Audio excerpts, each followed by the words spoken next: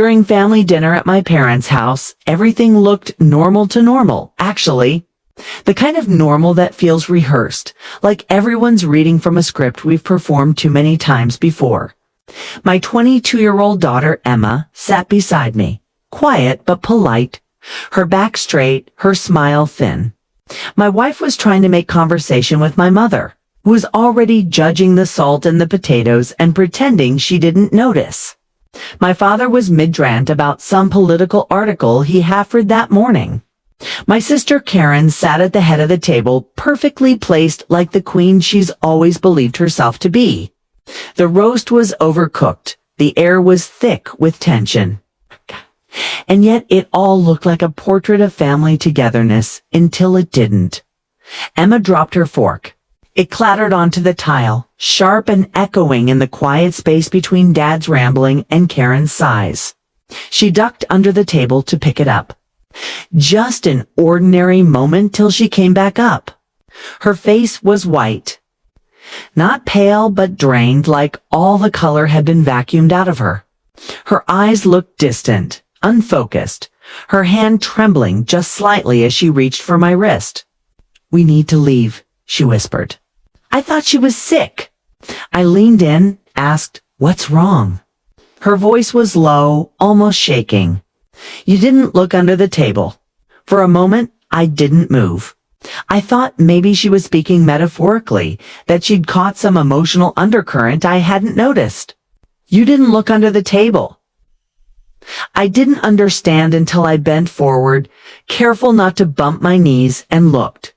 And there it was, a small folded piece of paper, half tucked under one of the table legs. I reached for it, curiosity outweighing common sense.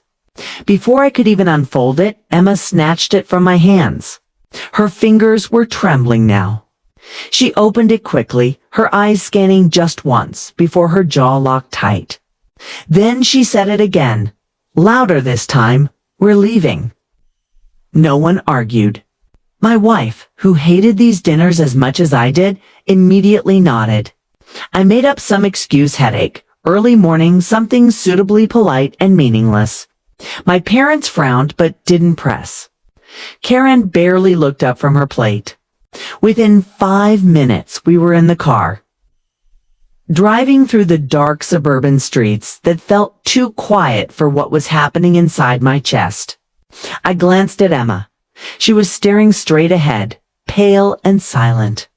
I finally asked, "What was it?" She hesitated, then said softly, "River Plant 573. I frowned. "What does that mean?" Her hands clenched tighter in her lap. "It's my password." I didn't understand at first. Then the world tilted. "Your work password." She nodded. "It's written in Grandma's handwriting." My stomach sank. "Are you sure?" I didn't need to ask. I'd know my mother's handwriting anywhere the confident loops. The slightly crooked letters, the same ones that had signed every birthday card I'd ever received. "Did you write it down?" I asked. "No."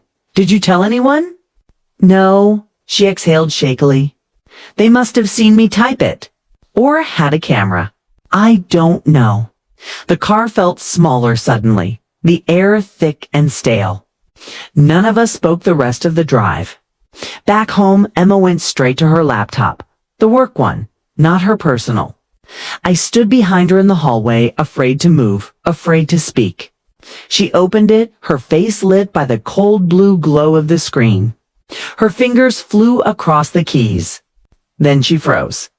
Her expression shifted: shock first, then anger, then something worse. "This is really bad," she whispered. I didn't ask what she saw. I didn't need to. Whatever it was, it broke something. She sat there for a long time, silent except for her breathing. When she finally spoke, it was barely audible. "I know what they did." That night, I couldn't sleep. The words played over and over in my head. My parents, my mother, the handwriting, the password. Something was wrong, deeply wrong, and I was starting to realize it didn't begin that night. Why? It had been building for years, maybe decades. I should have seen it coming. Growing up, Karen was always the center of gravity in our house. The rules bent around her. I was the quiet one, the steady one, the child who never caused trouble. Karen screamed through things, hit, lied, and somehow she was always the one who got comforted. I was told to understand. She's just young, she's just sensitive. If you're older, you should know better. That phrase haunted me. Every time she hurt me, every time I reacted, that was their answer. When she hit me, they said she didn't mean it. When I cried, they told me I was overreacting. I learned early that silence was safer than truth. Karen grew up to be the golden child, pretty, charming when she wanted to be, manipulative when she needed to be. My parents adored her. Even when she failed, they called it resilience. Even when she lied, they called it creative thinking. And me. I was the background noise in their perfect family album. I thought adulthood would change that. It didn't. Karen married young to Mark, a decent, quiet man who always looked like he was walking on eggshells. They had a son. For a while, it looked like she'd finally settled down, but cracks appeared fast. The fights started, the late-night calls to my parents, the accusations that Mark didn't appreciate her. Then one day, he was gone, took their son, and left in the middle of the night. The divorce was ugly. He claimed she'd been violent, controlling, said he'd feared for his safety and their child's. I wanted to deny it, but deep down, I knew he wasn't lying. My parents, of course, sided with her. He's manipulating her, my mother said. Turning the boy against her, Karen moved back into their house. My parents coddled her like she was a wounded bird. She lounged around, blaming the world, watching cable news all day. They defended her to anyone who would listen. And that's when Emma started visiting them more. They adored her, made her lunch, gave her a room to work in, called her their little lawyer. It seemed harmless at first. My parents missed her, I told myself. They wanted to feel involved. When Emma said she sometimes worked from their house, I thought it was sweet. I thought maybe, just maybe, my parents were trying to be better grandparents than they'd been parents. I was wrong. Looking back, every visit was part of something else, something I couldn't see because I wanted to believe in the idea of family more than the reality of it. They told Emma she could work there anytime. We just want to see you, my mother said. You're always so busy. They made it easy: coffee, lunch, comfort. They made her feel loved. That's how they got her close enough. I sat in the kitchen that night, watching her work on her laptop, her face half lit by the screen. And I realized this wasn't just about betrayal, it was about manipulation that had started long before either of us knew. They used me, she said softly, more to herself than to me. They made me feel safe, so I'd trust them. Her eyes were wet, but she didn't cry.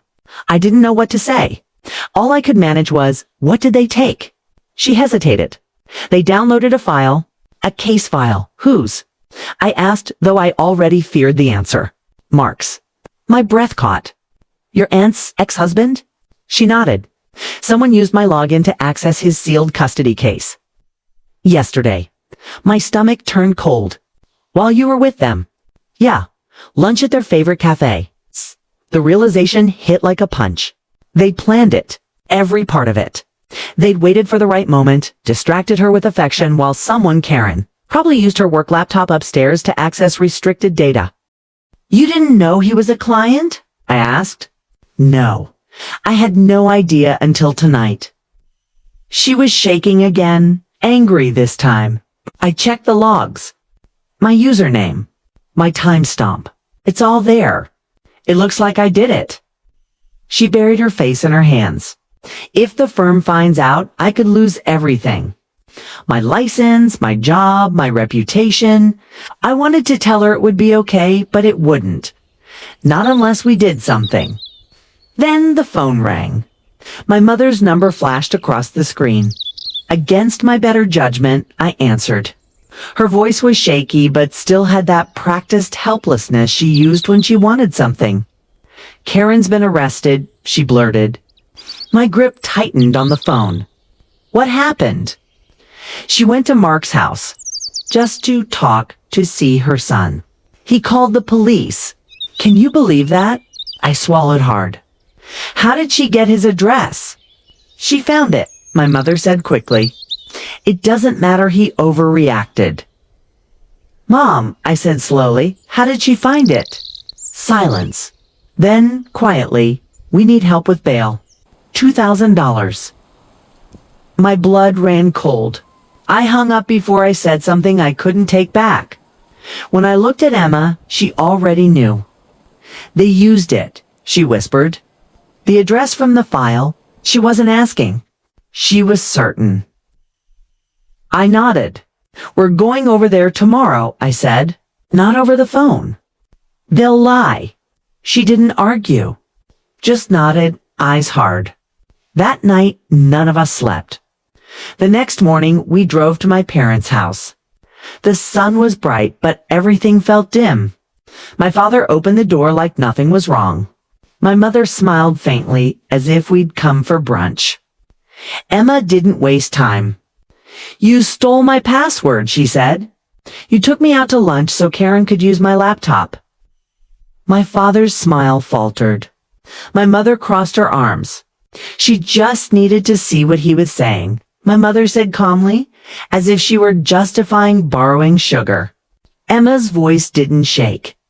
That file was sealed. Everything she did, every click's tied to me. My name, my career. My father spoke then, his tone flat, detached. "So you weren't the one who looked." I stepped forward. "That's not the point," I said. "She could lose everything because of you." My mother scoffed. "It's just a job. For Karen, it's her life." Emma's face changed. Then anger, disbelief, grief, all at once. "You said you wanted to see me," she whispered. "You said you missed me." My mother looked at her expression, unflinching. "When you have children of your own, you'll understand." I stepped closer, my voice low. "I am a parent," I said. And that was the end of it. We left without another word. In the car, Emma stared out the window. "They don't care what happens to me," she said softly. "They never have." I didn't argue. There was nothing left to say. For 2 days after that confrontation, the house was quiet, but the silence didn't feel peaceful. It felt like standing in the eye of a storm, knowing the second you take a breath, something will crash down again. Emma barely spoke. She spent most of her time in her room working on her laptop, scanning every possible log, every security report, trying to prove that the system breach came from somewhere else. But the timestamps didn't lie. The IP address was our parents' Wi-Fi. She had screenshots, proof. Everything but proof of what? That her own grandparents had betrayed her. That her aunt had used her to commit a crime. Try explaining that to a law firm partner who doesn't believe in coincidences. The third morning, I found her sitting on the porch, the laptop open beside her, coffee untouched. "They're going to start an internal investigation," she said quietly. "They want me to come in on Monday." My heart dropped. "You told them." "Not everything," she said. "Just that my account might have been compromised." She looked up at me, eyes red from exhaustion. "They're giving me 48 hours to prove it wasn't me." I sat beside her, trying to think, trying to breathe. "We'll figure it out." "Dad," she said softly, "I don't think you understand. If I can't prove it, it's not just about losing my job. It's criminal. They could disbar me before I even finish my training." I didn't know what to say. She was 22, brilliant, careful, and she'd been betrayed not by strangers, but by blood. That evening, I got a call from an unknown number. I shouldn't have answered, but I did. It was Karen. Her voice was raw, strained, but still carried that familiar superiority. "You shouldn't have come to Mom and Dad's like that," she said. "You embarrassed them." I laughed bitterly. "You broke the law." I was protecting my son. She snapped. "You think rules matter when your child is being kept from you?" "You used Emma," I said quietly. "You dragged her into this." She didn't deny it. "She's smart," she said. I knew she'd find out eventually. Maybe now she understands what family means. My grip on the phone tightened. You're going to fix this, I said. You're going to tell the truth. You always were dramatic, she said with a short, sharp laugh. Do you know how this will look? You think they'll believe some little girl over me? Over Mom and Dad. Then she hung up. That night, I drove to my parents' house alone. I told Emma to stay home. The porch light was off, but the living room glowed faintly through the curtains. My father was asleep in his recliner, TV murmuring softly. My mother sat in her usual chair knitting, as if nothing had happened. When she saw me, her expression didn't change. You shouldn't come here angry, she said calmly. It clouds your judgment. I ignored the chair she pointed to. You're going to fix this, I said. You're going to call Emma's firm and tell them what you did. She sighed, setting her knitting down. We didn't do anything wrong. Karen was desperate. We helped her by committing fraud. I snapped. By risking your granddaughter's entire career. My father stirred in his chair, but didn't wake. My mother looked up, eyes cold and sharp. You don't understand what it means to protect your family, she said. That girl has everything. Youth, education, a future. Karen has nothing. Sometimes the scales have to be balanced. I stared at her, realizing then that she truly believed it thought in her mind this wasn't betrayal. It was justice twisted into something unrecognizable. You didn't protect your family, I said quietly. You destroyed it. When I left that night, I knew there was no reasoning with her. She wouldn't confess. Karen wouldn't either. But maybe I didn't need them to. When I got home, Emma was asleep at her desk. On her screen were several open tabs, Wi-Fi history network logs, timestamps. One caught my eye. A connection from my parents' house 2 days before the dinner, labeled with a device name I recognized. My mother's tablet. I clicked it open. It had automatically synced photos from the day Karen had used Emma's laptop. One of them showed Karen sitting at the dining table, Emma's laptop in front of her while my mother stood in the doorway, smiling. The timestamp matched perfectly with the data access. My breath caught. It was all there. Solid evidence. The next morning, Emma woke up to find me printing everything: logs, screenshots, photo evidence. We can fix this, I said. She looked stunned. How did you? They made one mistake, I said. They forgot how technology works. We went to her firm together. She presented the evidence, trembling but composed. Her supervisor, a tall woman with sharp eyes, listened quietly, flipping through each page. When Emma finished, there was silence. Finally, the supervisor said, this will need to go to compliance, but for now, you're safe. You did the right thing bringing this forward. Relief hit us like air after drowning. For the first time in days, Emma smiled. But it wasn't over. They're not getting away with this, she said. Not again. Later that afternoon, we filed a report. It wasn't easy, turning in my own family, but there was no other choice. Data theft. Unauthorized access. Fraudulent use of credentials. They would face consequences. For once, I didn't protect them. I protected my daughter. 2 days later, the police showed up at my parents' door.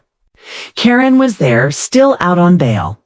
The officers confiscated devices, laptops, even the router. My mother called that night screaming. You destroyed this family. She yelled.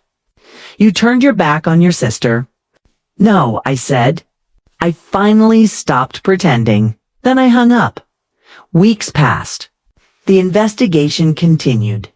Karen was charged with unauthorized access to confidential legal data and obstruction.